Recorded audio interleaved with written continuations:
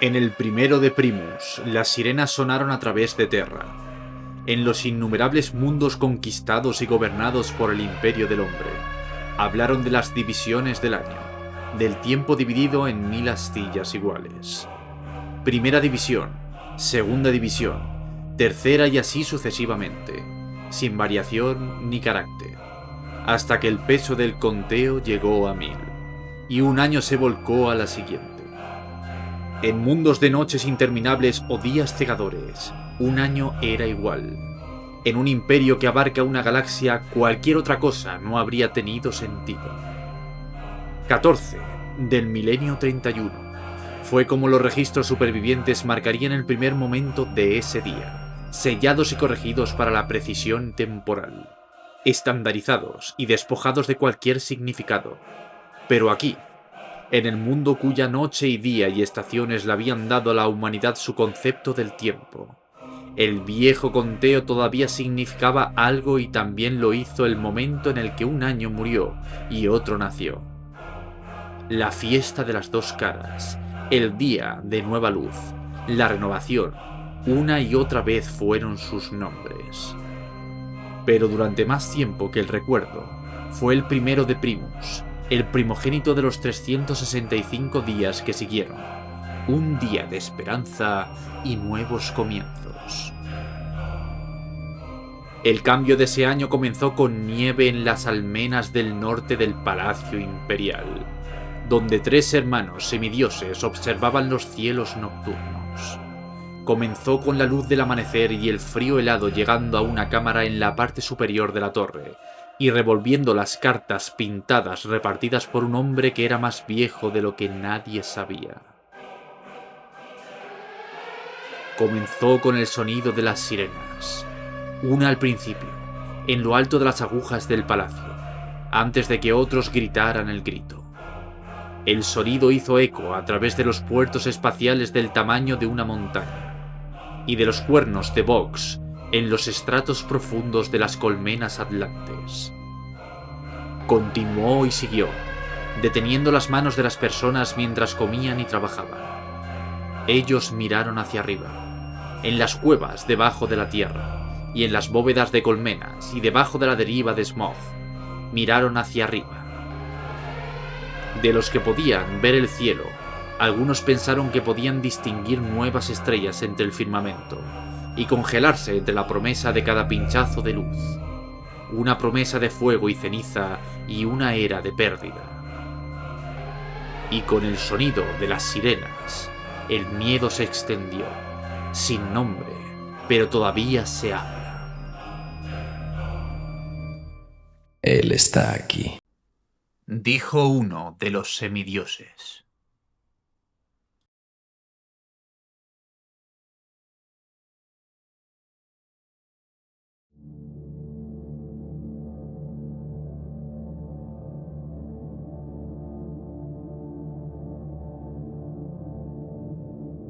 Entiendo que tienes una historia...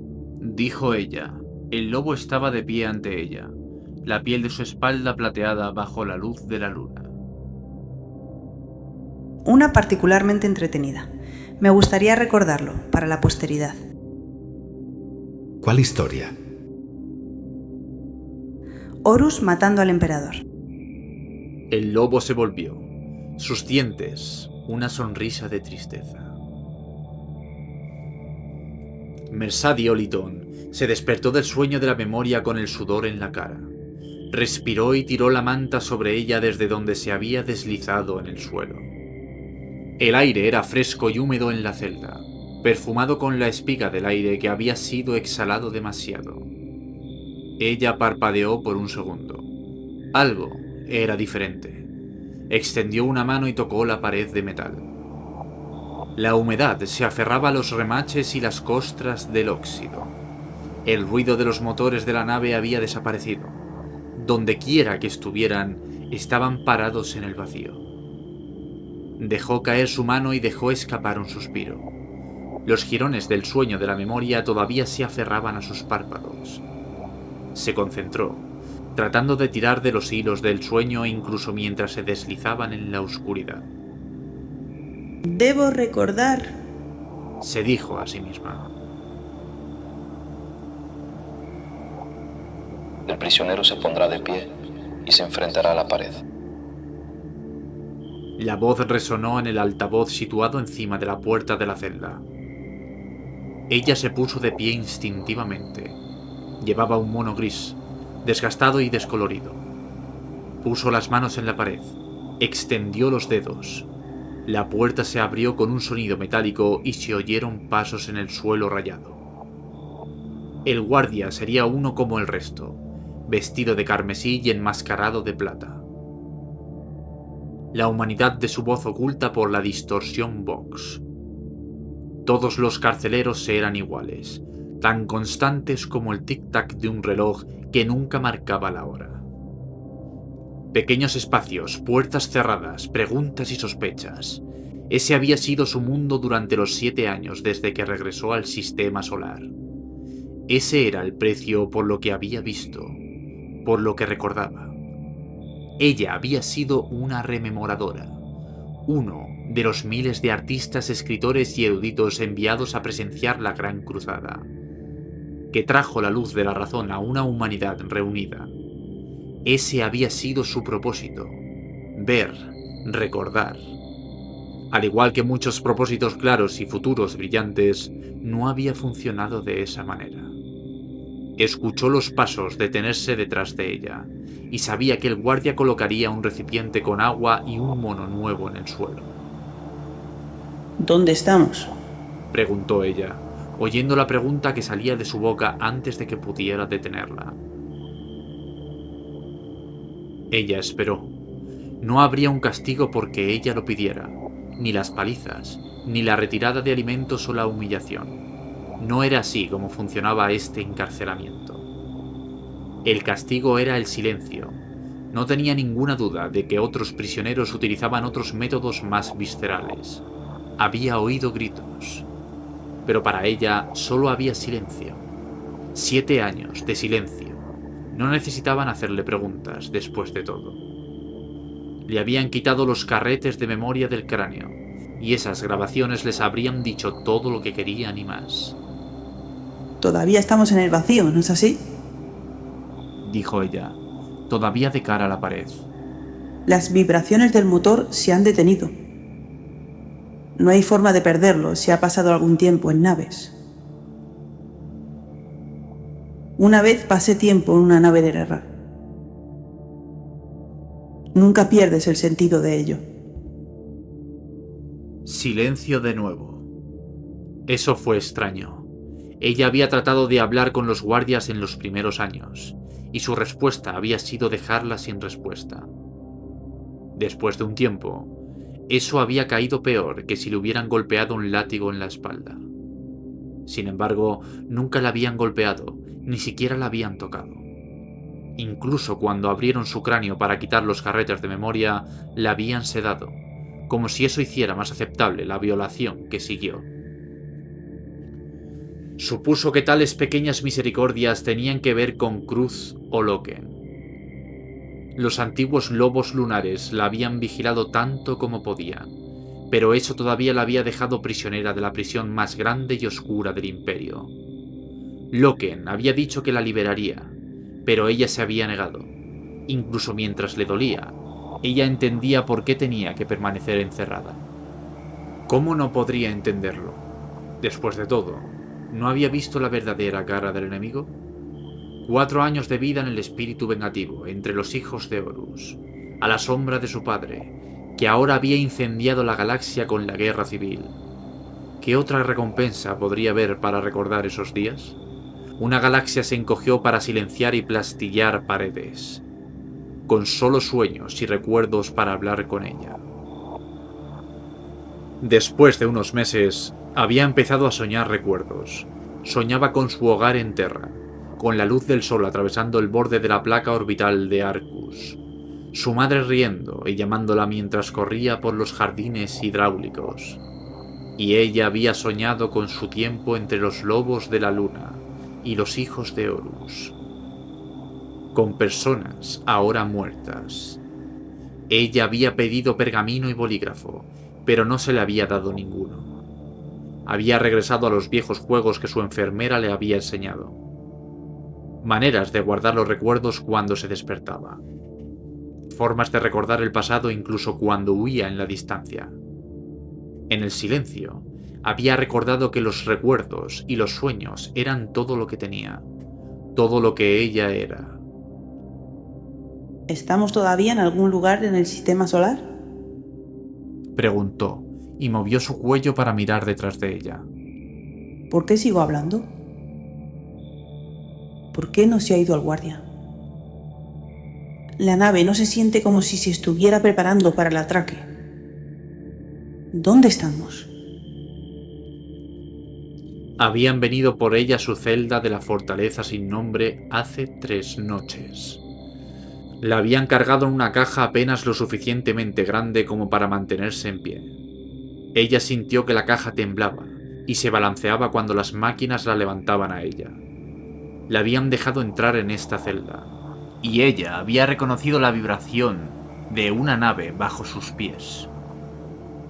Al principio había sido reconfortante, pero sus sueños no lo habían sido, y ahora el silencio de este momento se sentía extraño con cada segundo que se alargaba. ¿Por qué me sacaron de la fortaleza? ¿A dónde voy? Donde todos deseamos poder ir, señora Oliton. Dijo Garbiel Loken. Se giró, y el final de su celda se había ido, y un lobo estaba saliendo de un charco de agua oscura debajo de la luna. Sus ojos eran esferas negras, y su sonrisa de dientes descubiertos era amplia mientras hablaba. Vas a casa. En la oscuridad de su celda, Mercedes Oliton se despertó en silencio y se quedó quieta, esperando que el sueño se desvaneciera o que ella volviera a despertarse.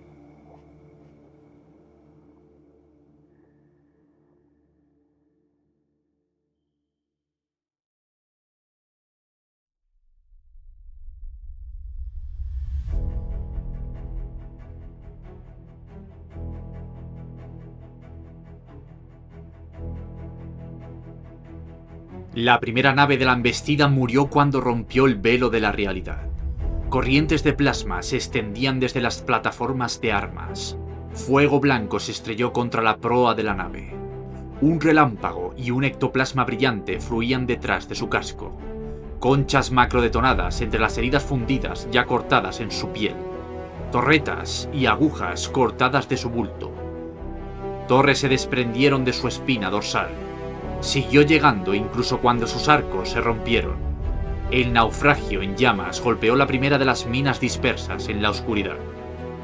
Explosiones estallaban a su alrededor, la parte delantera de la nave cortada desde la parte posterior, cubiertas de proa y cañón con bisagras. Atmósfera ventilada desde el interior expuesto. Los escombros se dispersaron, ardiendo por un parpadeo antes que las llamas comieran el aire atrapado en los restos.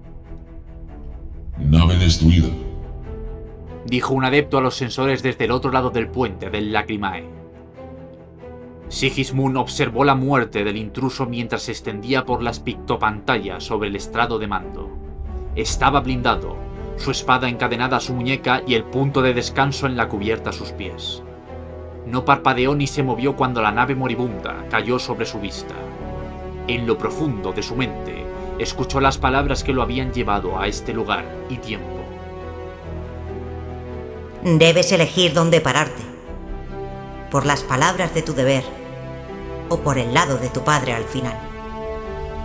A su alrededor, el equipo de mando estaba en silencio, ojos fijos en instrumentos y pantallas.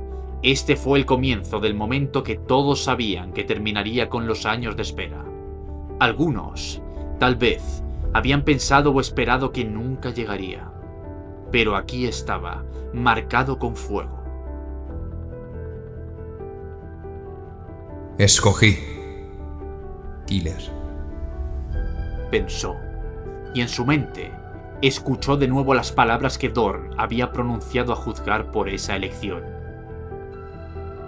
Continuarás en rango y posición como lo has hecho, y nunca darás de nada de esto. La Legión y el Imperio no sabrán de mi juicio. Tu deber será nunca permitir que tu debilidad contamine a aquellos que tienen más fuerza y honor que tú. Como quieras, padre. No soy tu padre. Tú no eres mi hijo. Y no importa lo que te depare el futuro, nunca lo serás. Elegí. Y aquí estoy al final. El fuego del buque de guerra muerto se extendió por las pantallas. Si nos atacan así, la matanza apenas valdrá la pena. Gruñó Fafnir Ran. No nos darán ese lujo, respondió Bóreas desde más lejos en la plataforma. Sigismund no miró a su alrededor, no solo proyecciones del capitán de asalto o su teniente, que se cernían sobre sus hombros. Cada uno de ellos estaba parado en la cubierta de comando de una de las naves hermanas de Lacrimae. Ran llevaba una armadura Mark III endurecida por el vacío, con tachuelas de refuerzo pegadas en las espinillas y al hombro izquierdo. Las cicatrices de las batallas peleadas aquí, en el borde del sistema, corrían debajo de la laca amarilla fresca. Su alto escudo de embarque colgaba de su mano derecha. Los dos ejes gemelos enclavados en su espalda hacían eco en la heráldica pintada en la cara del escudo. Sigismund imaginó que podía ver la sonrisa distorsionada en el rostro de Ran, cuando se volvió hacia Bóreas y se encogió de hombros. La holoimagen del primer teniente de los templarios no se movió. Sin ayuda, su rostro tenía una sola cicatriz retorcida, y si había alguna emoción más allá de la furia fría detrás de sus ojos, Sigismund no podía verla. La espada del cargo de Bóreas era casi tan alta como él. Su guardia era la cruz de los templarios, su hoja grabada con los nombres de los muertos. ¡Todas las naves!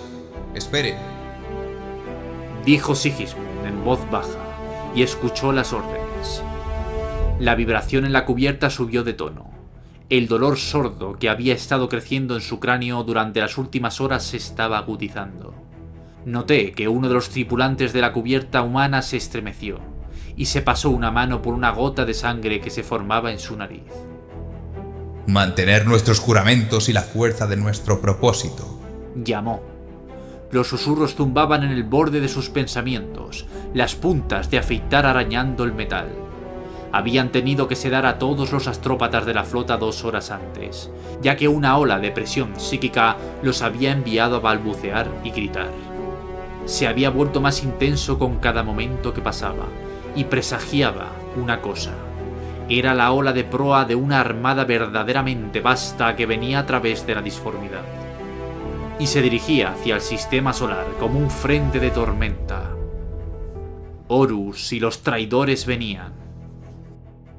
Oleada etérica detectada, gritó un oficial de sensores. Aquí viene, dijo Ran, que se llevó el puño al pecho. Honor y muerte. para el Primarca y Terra, dijo Bóreas. Por nuestros juramentos, dijo Sigismund. Las imágenes de sus dos hermanos se apagaron. Se agachó, sacó su propio casco de su cinturón y lo aseguró en su lugar sobre su cabeza. Que mi fuerza sea igual a este momento, se dijo a sí mismo mientras la pantalla del timón se iluminaba en sus ojos. Los datos de la esfera de batalla superaban su vista. El golfo plutónico brillaba con plataformas de armas, bancos de torpedos y derivas de minas. Juntos formaron una gran red, a decenas de miles de kilómetros de profundidad que se extendía desde el borde de la noche hasta las órbitas de Plutón. Las naves brillaban entre las defensas, balas rápidas y monitores de naves que eran poco más que motores y armamento. Habían sido construidos en las forjas orbitales de Luna, Júpiter y Urano y arrastrados hasta el borde de la luz del Sol. Junto a ellos se encuentra la flota de la primera esfera, cientos de buques de guerra, todos en movimiento. Y más allá de los buques de guerra, las lunas de Plutón esperaban, tachonadas con armas y huecas con túneles. Cada una era una fortaleza que podría haberse enfrentado a una flota. La lámina de estrellas estalló con un rayo.